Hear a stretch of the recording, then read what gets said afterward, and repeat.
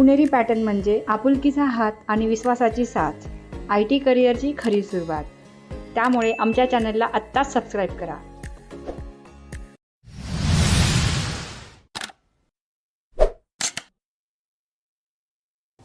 Good morning. माझं नाव अक्षय अशोकराव पवार. मी तुळजापूरचा आहे. 2018 electronics and telecommunication pass out. आज माझं MNC कंपनीमध्ये प्लेसमेंट झालं आहे. त्याचं सर्व श्रेय पुणेरी पॅटर्न आणि सारिका मॅमच्या टीमला जाईल. थँक्यू. आपले स्टुडंट आहेत अक्षय पवार. आज यांचं प्लेसमेंट झालेलं आहे पुण्यातल्या टॉपमोस्ट MNC मध्ये. विद्यार्थी मित्रांनो, बॅचलर ऑफ इंजिनिअरिंग ते पण 2018 पासआउट आणि त्यानंतर पहिला IT जॉब. किती मोठी जर्नी म्हणावं लागेल ना. बरेच विद्यार्थी गॅप असल्यामुळं स्वतःला असं समजतात की माझा गॅप आहे तर माझं होईल का नाही, किंवा माझं काय असू शकतं की नाही फ्युचर. तर असं मुळातच नाही आहे. जर आपण सही दिशेने प्रयत्न केला तर आपल्याला नक्कीच चांगल्या संधी मिळतात. त्या संधी मिळत असताना आपल्याला ही केअर करायची की माझ्याकडे लेटेस्ट स्किल्स आहेत का, बस एवढं जर तुमच्याकडे असेल तरी पण तुम्हाला चांगला IT जॉब मिळू शकतो. तो कसा मिळवायचा, त्यासाठी खरंच कोणते स्किल सेट शिकले पाहिजे, त्यानंतर प्रिपरेशन कसं केलं पाहिजे, आणि सगळ्यात महत्त्वाची गोष्ट स्वतःला पॉझिटिव्ह कसं ठेवलं पाहिजे, या सगळ्या गोष्टी आज आपण आपल्या स्टुडंटकडून जाणून घेणार आहेत. चला तर मग स्टार्ट करूयात. सो अक्षय, आज तुम्हाला कसं वाटतंय? हो मॅडम, खूप आनंद आहे जॉब लागल्याचा पहिले. विश्वास बसतोय? हो, बसतोय. बऱ्याच वेळा असं होतं की मुलांचा विश्वासच बसत नाही की बाबा माझं कुठेतरी झालंय. कारण त्यांचं काही चुकीचं असं नाहीये. बऱ्याच मुलांना खूप रिजेक्शन्स मिळतात मार्केटमधून. म्हणजे मी 2 दिवसापूर्वी ऐकलेलं माझ्या स्टुडंटकडून, तर तो मला बोलला की मॅम, आत्तापर्यंत 200च्या वरती रिजेक्शनचे फक्त मेल मी वाचलेत, तर खरंच माझं काय होईल का नाही. आता माझा विश्वास नाही बसत, कारण त्या स्टुडंटचा 2017 पासआउट आहे.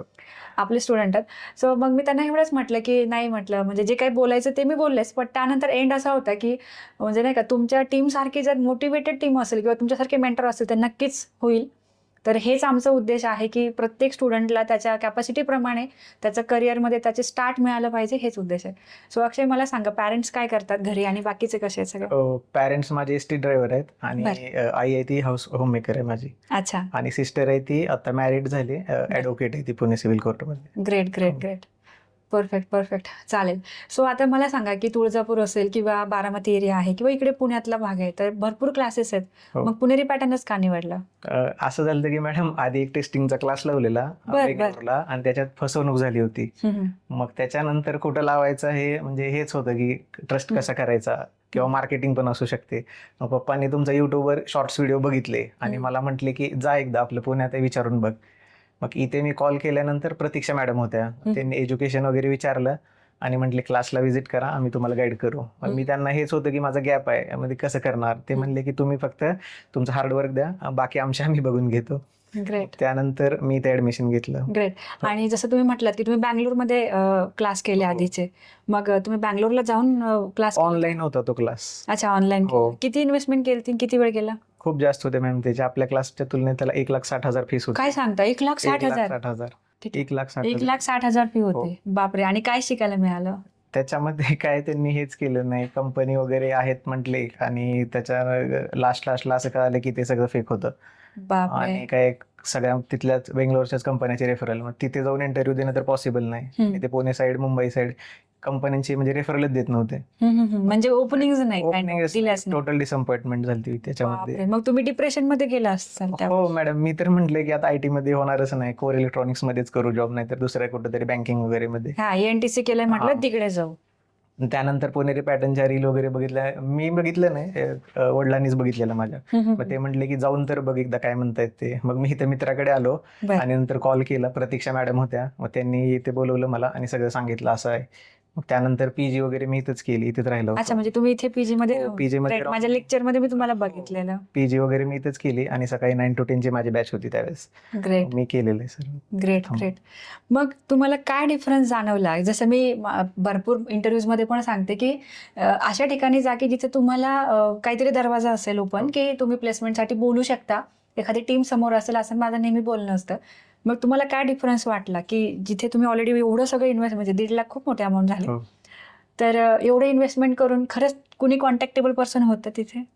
तिथे कॉन्टॅक्टेबल पर्सन त्यांची मार्केटिंग टीमच कॉल उचलायची. वडील तर म्हणायचे ते कोण टीचर आहेत मला बोलायला दे त्यांना. बरं, ते बरं. मार्केटिंग टीम म्हणायची आम्ही शेड्यूल करतोय, होत आहे, बेंगलोरला आहेत, तुम्ही इकडे या, असं तसं ते हेच सांगायचे अच्छा, सारखे. तुम्हाला बँगलोरला बोलवायचं? हो, आणि मी त्यांना म्हणलं की माझा एकतर गॅप आहे, मी एकतर एक 7-8 महिने 9 महिन्याचा कोर्स कम्प्लीट केला आणि त्यानंतर मला तुम्ही पुण्यात जर रेफरल देत नसेल तर मग काय फायदा आहे. ऍडमिशन घेताना तर तुम्ही पुण्यात सांगितलं होतं की बरं, पुणे बरं. मुंबई आहेत आमच्याकडे कंपनीत. मग आता मी तुळजापूरहून बँगलोरला कसं येऊ म्हणलं इंटरव्ह्यूसाठी. प्रत्येक ऑनलाईन पण शेड्यूल होत नाही, ते सगळे वॉक इन. तिथं प्रत्येक ह्याच्यामध्ये ती वॉक इन अच्छा, म्हणजे इंटरव्ह्यू. तिथं फिजिकली हो, फिजिकली. मग मी म्हणलं ते पॉसिबलच नाही. मग ते विषय त्यांनी सोडून दिला. म्हणले ठीक आहे, हे पैसे गेले तर गेले, पण ते एक चांगलं करिअर करण्यासाठी IT मध्येच संधी आहेत. मग त्यानंतर मी आपलं पुणेरी पॅटर्नच निवडलं.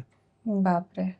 मग बाकी स्टुडंटला काय संदेश द्याल आज? काय केलं पाहिजे म्हणजे कारण की माझ्यापेक्षा जास्त खराब अनुभव तर तुम्हालाच मिळालेला आहे. सो तुम्ही बेटर वेने सांगू शकता.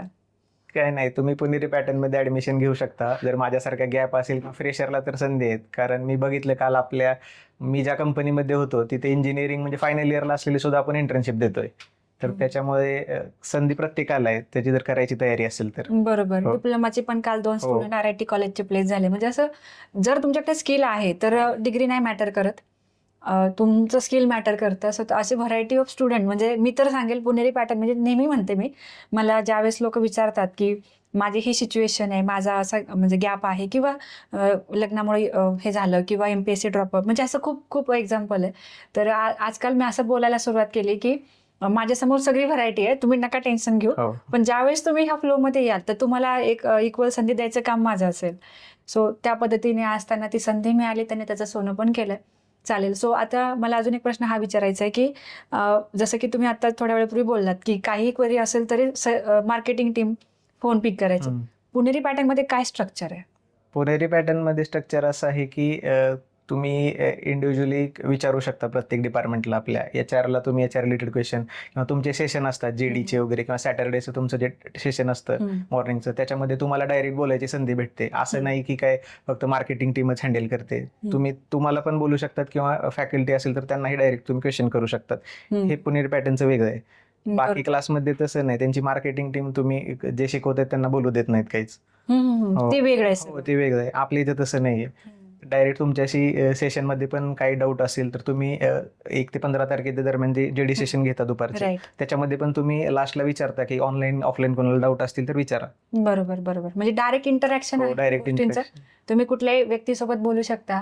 आणि स्पेसिफिकली पुणेरी पॅटर्नमध्ये सेपरेट मार्केटिंग टीम नाहीये, नाही. कारण कदाचित त्याची गरज नाही. कारण आमचा प्रत्येक स्टुडंटच असा आहे पुणेरीचा की जो स्वतःहून एक एक्झाम्पल आहे पब्लिकसाठी, समाजासाठी. आणि हेच एक्झाम्पल्स अजून जास्त सेट करण्याची आमची इच्छा आहे. चालेल. सो अजून मला हे विचारायचं की आता आपण जर टीचिंगवरती आलो म्हणजे टेक्निकल टीचिंग, तर टेक्निकल टीचिंग तुम्हाला कसं वाटलं? कारण असं ऑनलाईन भरपूर भेटतं सगळीकडं. आणि फॉर एक्झाम्पल आपण म्हणतो ना की 1 लाख 2 लाख 1.5 लाख फी असेल तर मग ब्रँड येतो. बरोबर. हा एक ब्रँड म्हणून तुम्ही लोक बघता. सो ब्रँडेड टीचिंग आपण जे म्हणतो ते आणि पुणेरी पॅटर्नचा जो टीचर आहे यांच्यामध्ये काय अंतर? ते ब्रँडिंगचं जे आहे मार्केटिंग म्हणजे ते जास्त लांब नेतात. आपला जो कोर्स आहे जे इंडस्ट्रीला लागतं, जे करंट इंटरव्ह्यू मध्ये आहे तेच शिकवलं जातं इथे. आणि त्याच्यामुळे मी पहिल्याच इंटरव्ह्यू मध्ये सिलेक्शन झालं माझं. खूप मोठी गोष्ट आहे. कारण करिअरची सुरुवात होणं ही प्रायोरिटी पुणेरी पॅटर्न आणि टीमची प्रत्येक विद्यार्थ्यासाठी ते महत्वाचं आहे. कारण की ऑलरेडी त्याचा गॅप झालाय आणि पुन्हा मग तुम्ही त्याला पूर्ण डेप्थमध्ये नेणार आणि मग अजून वेळ जाणार. ही गोष्ट कधी ॲप्लिकेबल आहे की जो 25-26 पास आउट इयरचा स्टुडंट आहे, ज्याला प्रेशर नाही घरच्यांकडून की बाबा 1-1.5 वर्ष तू कर, तर तिथे ते वर्क होतं. बट ज्या ठिकाणी ऑलरेडीच गॅप आहे आणि आपल्याला आता करिअर कुठून तरी सुरुवात करायची, तर ते इम्पॉर्टंट आहे. सो अजून मला हे सांगायचं की आता बरेच सारे आपलं महाराष्ट्रातले भरपूर मुलं आहेत की ते इव्हेंच्युअली ग्रुपमध्ये जातात बँगलोरला, हैदराबादला. सो असे सगळे विद्यार्थी जातात आणि तिथं कसं चालतं? म्हणजे मला तुम्हाला ते विचारायचं की ठीक आहे तुम्ही ऑनलाईन केला हा एक भाग झाला, पण फिजिकली जाणारे पण खूप आहे. सो तिथे ते क्वांटिटीवरती असतं सर्व, है ना, माईकवरती शिकवतात. तुमचा काय ॲडवाईस राहील त्या सगळ्यांना? आता तर पुण्यामध्ये उपलब्ध आहे आपलं पुणेरी पॅटर्न, तर तुम्ही बाहेर राज्यात जाऊन करण्यापेक्षा आपल्या इथं आलेलेच हे जाईल. कारण तिकडे गेल्यानंतर काय फसवणूक आहे किंवा रियालिटी तुम्हाला माहित नसते. ते फक्त ऑनलाईन तुम्ही कोणाला तर विचारून जाणार, 4 पैसे कमी आहेत म्हणून. बरेच माझे मित्र पण गेले होते डिग्री नंतर त्यावेळेस. हो, तिकडं हैदराबादला वगैरे स्वस्त कोर्स आहेत म्हणून, पण तिकडे गेल्यानंतर ते बऱ्याच जणांना ते सिलेक्शन तिकडेच नाही झालं. की जातात, कोचिंग क्लासेस स्वस्त आहे म्हणतात, 15-20 हजार रुपयाला कोचिंग क्लासेस देतात आणि तिकडे भरपूर 3-4 राज्याची मुले येतात तिथे. खूप मोठ्या प्रमाणात तिथे बॅचेस आहेत, पण सिलेक्शनची गॅरंटी कोणाची नाही किंवा कोण रेफरल वगैरे देत नाही. ते स्वतः करावं लागतं, स्वतः सगळं नोकरीवर. मग ते विद्यार्थ्यांचं रिझ्यूम क्वालिफाय होत नाही, फर्स्ट राऊंड क्लिअर होत नाही, या अशा अडचणी येतात. आपल्या इथं आल्यानंतर आपण सगळ्या आपल्या कंपनी आहेत सर्व, त्यानुसार आपण क्वेश्चनचं प्रिपरेशन पण तसं करून घेतो. बरोबर, हे डिफरन्स आहे की ऍटलिस्ट आपण त्या इंटरव्ह्यू रिलेटेड काहीतरी आपण हे करतो, तयारी करून घेतो. हे जास्त इम्पॉर्टंट आहे, कारण फ्रेशरला तर ओपनिंग फाइंड करायचंच माहीत नसेल तर तो इंटरव्ह्यू तर दूरचीच गोष्ट आहे. सो सगळ्यात इम्पॉर्टंट फॅक्टर आहे हा. कारण कसं आहे ना, IT क्लासेस म्हटलं की मग माझे फ्रेंड चालले, मग आम्ही सगळे चाललो, असं खूप जनरली घडतं. पण मला असं वाटतं प्रत्येकाने चौकशी केली पाहिजे. तर तुम्हाला काय वाटतं, जर IT क्लासेसमध्ये आता समजा तुमचा खूप व्हॅल्युएबल वेळ गेलाय, विषय निघाले म्हणून आपण बोलतोय, तर एखाद्याला जर खरंच त्याचा वेळ नसेल खर्च करायचा, काय बेस्ट साईन आहेत की समजा मी आता निवडलेला क्लास खूप बेस्ट आहे, तो बेस्ट असण्यामागे काय निरीक्षण असले पाहिजेत? फर्स्ट तर रिझल्ट बघा तुम्ही, प्लेसमेंट जसं आपल्या पुणेरी पॅटर्नचे आहेत की ते खरंच कंपन्यात पाठवतात का मुलांना, नाहीतर उगा ते क्लास संपल्यानंतर तुम्ही नोकरीवरती अप्लाय करत जा आणि ते वॉक इन ड्राईव्हला जा, असा प्रकार आपल्या इकडे नाही. रिझल्ट ओरिएंटेड बघितलं पाहिजे सर्वांनी की रिझल्ट खरंच आहे का, नाहीतर मग ते काय मार्केटिंग असू शकते पूर्ण. की क्लास संपल्यानंतर ते फक्त म्हणतात की आम्ही फक्त नोकरीशी रिलेटेड तुम्हाला किंवा लिंक्डइनशी गायडन्स करतो, किंवा कुठं कॉल आहेत ते जनरलच देतात. पण आपलं कसं आहे पुणेरी पॅटर्नचं, आपल्याला अटॅच कंपनी आहेत सर्व, त्याच्यामुळे आपला फायदा होतो तिथे. आणि आपल्याला त्या कंपन्या जे क्वेश्चन विचारतात त्याच्या रिलेटेड सगळं HR सेशन मध्ये वगैरे तुम्ही क्लिअर करून घेता, आणि त्याच प्रकारचे क्वेश्चन होते मला काल तिथे. बरोबर, त्या रिलेटेडच असतं सर्व. कारण किती नाही म्हटलं तरी शेवटी तुम्हाला तुमची गोष्ट मांडता यायला पाहिजे, आणि त्याही पुढे तुम्हाला तुमची नीड दाखवता आली पाहिजे की नाही, मला नीड आहे गोष्टीची. तुम्हाला जर नीड आहे, तुमच्याकडे ऑलरेडी क्वालिफिकेशन आहे, तुमच्याकडे डिग्री आहे, नॉलेज तर तुम्हाला पुणेरी पॅटर्नकडून ऑलरेडी मिळालंय, तर समोरची कंपनी रेडी होते घ्यायला. बट जर तुम्हाला नीडच दाखवता नाही आली तुमच्या इंटरव्ह्यू थ्रू, तर ते समोरचं काही दुसऱ्या ऑप्शनला जाणार. कारण तुम्ही बघितलं असेल, भरपूर गर्दी असते, भरपूर गर्दी, खूप खूप कॉम्पिटिशन असते. सो आपल्याला आपली गोष्ट मांडायची कशी हे शिकवण्यासाठी माझे सेशन असतात. बरं, आता मी जे दर शनिवारी शिकवते, तर तेही आपले पण रेग्युलर मुलं बरेच सारे म्हणजे करतात अटेंड, पण खूप सारे मुलं नंतर त्यांना असं वाटतं की आता हे संपलं, झालं 1 महिना 2 महिने, आता हे संपलं, आता मी काय करू? तर तुम्हाला काय वाटतं, ते लेक्चर सतत केल्याने काय फायदा होतो, किंवा नाही केलं तर काय होऊ शकतं? मी तर इंटरव्ह्यूला जायच्या आधी पूर्ण सगळे तुमचे 1 जून पासूनचे सगळे रिवाइज करून गेलो होतो. इंट्रोडक्शन वगैरे डबल मी केलं होतं आधी, पण ते विसरल्यासारखं होतं. त्यामुळे रिपीट प्रत्येक महिन्याला करणं गरजेचं आहे. काही ना काही 0.1% तरी इम्प्रूव्ह होतं त्याच्यामध्ये. काहीतरी तुम्ही नवीन सांगता तुमच्या प्रत्येक सेशन मध्ये, रिपीटेड वाटतं ते, पण प्रत्येक सेशन मध्ये काहीतरी नवीन मिळाल्यानंतर त्याचा फायदा इंटरव्ह्यू मध्ये होतो. कारण आता रिसेंट जे मार्केटमध्ये चालू आहे ते तुम्हाला माहित असतं, आणि तुम्ही ते सेशन मध्ये रिफ्लेक्ट करता, आणि त्याच्यामुळे फायदा होतो. असं नाही की आधी केले आणि त्यानंतर आता करायचं नाही की तेच सारखं सारखं, तसं काही नाहीये. प्रत्येक ह्याला केलं पाहिजे तुम्ही इम्प्रुव्हमेंटसाठी. बरोबर. जसं की लास्ट सेशन मध्ये मी शनिवारी रोल बद्दल सांगितलं होतं की IT कंपन्यांच्या व्हरायटीनुसार त्यांच्याकडे कुठल्या कुठल्या ओपनिंग्स असतात, तर ते त्याच्यातून बऱ्याच मुलांना माहिती पडले की अरे इथेही आपण काम करू शकतो. जे की आधी कसं असतं ना, जी गोष्ट आपल्याला माहित नाही ती नाहीये असं मुलांना वाटतं की हा रोल मला समजला नाही तर तो IT चा रोल नाहीये, किंवा तो नॉन IT असं वाटतं. पण ते तसं नाहीये. तो कुठेतरी स्टार्ट पॉईंट असतो, कुठेतरी तो एंट्री पॉईंट असतो, किंवा कुठेतरी तो रोल पुढच्या रोलसाठी एक बिल्डिंग ब्लॉक असू शकतो. सो ह्या गोष्टी सांगणं माझं काम आहे, कारण की त्याशिवाय ती अंडरस्टँडिंग नाही ना. कारण की जर आपण खूप हाय रोलसाठी तयारी केली तर त्याला 4 वर्षे पुरणार नाहीत. असं नाही की त्यांना डेटा सायंटिस्ट नको आहेत, त्यांना हवेत, पण तेवढं नॉलेज आपल्याला अक्वायर करायला तितका वेळ देणं खरंच शक्य आहे का? सो मला असं म्हणायचं की तुमच्याकडे जो काही वेळ आहे त्या वेळेत तुम्ही जेवढा अभ्यास केला तेवढ्यावरती तुम्ही सुरू करा. त्यानंतर ग्रॅज्युअली ज्यावेळेस तुमचा परफॉर्मन्स वाटेल किंवा तुमच्याकडे अजून वेळ मिळेल शिकायला, तर तुम्ही पुढं तसं प्रोसीड करा. चालेल. सो अजून पुणेरी पॅटर्नमध्ये जे काही टीम स्ट्रक्चर आहेत, जे काही लोक काम करतात, त्यांच्या सगळ्यांचा बेस्ट पार्ट काय वाटलं? सर्वच बेस्ट आहे. जसं गिटारला 4 स्ट्रिंग असतात, एक जरी तुटली तरी हार्मोनियस म्युझिक येत नाही, तसं होलिस्टिक सक्सेस आहे. प्रत्येक जण आपापलं काम करतात, म्हणूनच ते रिझल्ट आहे असं वाटतं मला. ग्रेट, खूप छान वाटलं. म्हणजे आमचं जे कंपॅरिझन आहे ते खूप ब्युटिफुल इन्स्ट्रुमेंट सोबत केलं गेलं, त्यामुळे आजचा दिवस खूप हॅपनिंग आहे. चालेल. आणि आता अजून एक प्रश्न मला शेवटचा हा विचारायचा आहे, किंवा मला हे एक थॉट जाणून घ्यायचा आहे की आज तुमचं ओल्ड पासआउट असून एवढ्या वर्षानंतर आज तुम्हाला एखादी अपॉर्च्युनिटी मिळाली ती तुम्ही ग्रॅब केली. पण तरी सुद्धा आपल्या महाराष्ट्रामध्ये खूप मराठी मुलं असे आहेत की ज्यांना अजूनही जॉब नाही आहेत, ते वेट करतात त्या जॉबसाठी किंवा त्यांचा अजूनही त्यांच्या म्हणजे तयारी चालू आहे. अशा सगळ्या जनतेला आपल्या महाराष्ट्रातल्या तुमचा काय संदेश असेल? माझा एकच संदेश आहे की त्यांना जर त्यांचं संधीचं सोनं करायचं असेल तर ते पुणेरी पॅटर्नशी कॉन्टॅक्ट करू शकतात. कारण ते तुम्हाला तुमच्या एज्युकेशन गॅपनुसार ते सर्व गाईड करतात. तुमचे आपले एज्युकेशन एक्सपर्ट आहेत ते. त्यानंतर तुम्हाला पुढची प्रोसिजर सांगितली जाईल कशी आहे ते. नाहीतर तुम्ही बाहेर असं जर मार्केटिंग जे क्लास आहेत ते तुम्हाला स्वतः करायला लावतील 5-6 महिन्यानंतर की तुम्हीच अप्लाय करा नोकरीवर, आमचं शिकवणं आहे ते झालं आमचं टेक्निकल असं. राईट. आणि नोकरीवरून खरंच जॉब मिळतो का? नोकरीवरून गॅप असल्यावर तर मॅडम रिझ्यूमच क्रॅक होत नाही, शॉर्टलिस्ट. मी ट्राय केलेलं आहे.